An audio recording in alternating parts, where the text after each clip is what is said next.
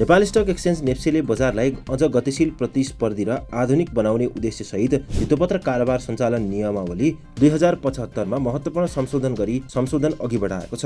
व्यक्तिगत कम्पनीको शेयर मूल्यमा लाग्दै आएको दैनिक सर्किट सीमा विस्तार गर्दै 10% बाट बढाएर 15% पुर्याएको छ। यस व्यवस्थासँगै अब सूचीकृत कम्पनीको मूल्य एकै दिनमा 15% सम्म बढ्न वा घट्न सक्नेछ, जसले मूल्य खोज प्रतिक्रियालाई तीव्र बनाउने अपेक्षा गरिएको छ। नेप्सेका प्रवक्ता मुरारी पराजुलीका अनुसार संशोधित विनियमावली नेपाल भित्तोपत्र बोर्ड 7 बाट स्वीकृत भई आइसकेको छ र कार्यान्वयनको अन्तिम तयारी भइरहेको छ। उनले नयाँ व्यवस्था अनुसार बजार खुल्नु अघिको प्री ओपन सेसनमा पनि मूल्य सीमा परिवर्तन गरिएको जानकारी दिए। अब बिहान 10:45 देखि 11 बजेसम्म सञ्चालन हुने उक्त सेसनमा शेयर मूल्य 5% सम्म घटबढ हुन पाउनेछ, जसले नियमित कारोबार सुरु हुनु अघि नै सन्तुलित मूल्य निर्धारणमा सहयोग पुर्याउने अपेक्षा गरिएको छ। समग्र बजार सूचकमा लागू हुने सर्किट ब्रेकर प्रणालीमा पनि संरचनात्मक परिवर्तन गरिएको छ। यसअघि प्रचलनमा रहेको 4, 5 र 6% को 3 तहको व्यवस्था हटाइएर अब 2 तहको प्रणाली लागू गरिनेछ। नयाँ व्यवस्था अनुसार कारोबार सुरु भएको पहिलो 2 घण्टाभित्र नेप्से सूचक 5% ले बढे वा घटेमा कारोबार 15 मिनेटका लागि रोकिनेछ।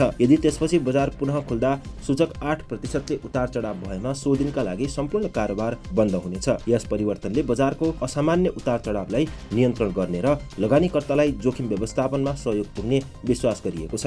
संशोधित विनियमावली कार्यान्वयनका लागि आवश्यक प्राविधिक तयारी अन्तिम चरणमा पुगेको नेप्सेले जनाएको छ। सञ्चालक समितिको निर्णयपछि कार्यान्वयन मिति सार्वजनिक गरिनेछ। अन्तर्राष्ट्रिय अभ्यास तथा नेपाली बजारमा तीव्र रूपमा बढ्दै गएको लगानीकर्ताको संख्या ध्यानमा राख्दै यस्तो सुधार गरिएको बताइएको छ। यद्यपि व्यक्तिगत कम्पनीको मूल्य सीमा विस्तारसँगै बजार थप अस्थिर बन्न सक्ने जोखिम पनि विश्लेषकहरूले औल्याएका छन्। तर यसले तरलता बढाउने र वास्तविक मूल्य खोज्न सहयोग गर्ने तर्क गरिएको छ। बिहीबारको कारोबारमा नेप्से परिसूचक 48.71 अङ्कले वृद्धि हुँदै 2851.24 बिन्दुमा पुगेको छ। यससँगै सेन्सिटिभ इन्डेक्स 4.64 अङ्कले बढेको छ भने फ्लोट इन्डेक्स 3.02 अङ्क र सेन्सिटिभ फ्लोट इन्डेक्स 1.69 अङ्कले उकालो लागेको छ। सूचकसँगै कारोबार कम्पनी उल्लेखनीय रूपमा बढेको छ। अघिल्लो दिन 8 अर्ब 31 करोड रुपियाँको कारोबार भएको बजारमा बिहीबार 338 वटा स्टकको 1,08,000 भन्दा बढी कारोबार मार्फत 9 अर्ब 91 करोड रुपियाँ भन्दा बढीको शेयर किनबेच भएको छ। बजारमा उच्च माग देखिएका केही कम्पनीहरू सकारात्मक सर्किट स्तरमै कारोबार भएका छन्। आत्मनिर्भर लघुवित्त Reliance spinning mills, Bhujung hydro power, रिजल्यान्ड energy, Solu hydro power, hotel forest inn, Superkhudi hydro power र सूर्यकुण्ड हाइड्रो इलेक्ट्रिकका शेयरमा एकै दिन उच्चतम वृद्धि देखिएको हो। त्यस्तै हिमस्टार ऊर्जा कम्पनीको शेयर मूल्य 9% भन्दा बढीले उकालो लागेको छ भने हिमालयन इन्स्योरेन्समा पनि उल्लेखनीय वृद्धि देखिएको छ। यता एनआइसी एसिया ब्यालेन्स फन्डको इकाइ मूल्य भने सर्वाधिक घटेको छ। कारोबार रकमका आधारमा नेसनल हाइड्रो पावर कम्पनी अग्रस्थानमा रह्यो, जसको 43 करोड रुपियाँ भन्दा बढीको कारोबार भएको छ। त्यसपछि रिडी पावर र हिमालयन इन्स्योरेन्सले क्रमशः उच्च कारोबार कायम गरेका छन्। यसले जलविद्युत तथा बीमा क्षेत्रमा लगानीकर्ताको चासो अझै बलियो रहेको देखाएको छ। उपसमूहगत रूपमा हेर्दा बिहीबार सबै 13 वटै उपसमूहमा वृद्धि देखिएको छ। अन्य उपसमूह सर्वाधिक 3.43% ले बढ्दा होटल तथा पर्यटन, जलविद्युत र उत्पादन तथा प्रशोधन समूहमा 2% भन्दा बढीको वृद्धि देखिएको छ। बैंकिङ, वित्त, लगानी, लघुवित्त तथा निर्जीवन बीमा समूहमा पनि उल्लेखनीय सुधार देखिएको छ। समग्रमा नयाँ नियामकीय सुधारको अपेक्षा, जेन्जी स्टकमा देखिएको आकर्षण र बजारमा बढ्दो तरलताको प्रभावले शेयर बजारमा सकारात्मक लय कायम भएको देखिन्छ। आगामी दिनमा यी सुधारहरू कार्यान्वयनमा आएपछि बजार अझ फराकिलो र प्रतिस्पर्धी बन्ने अपेक्षा गरिएको छ।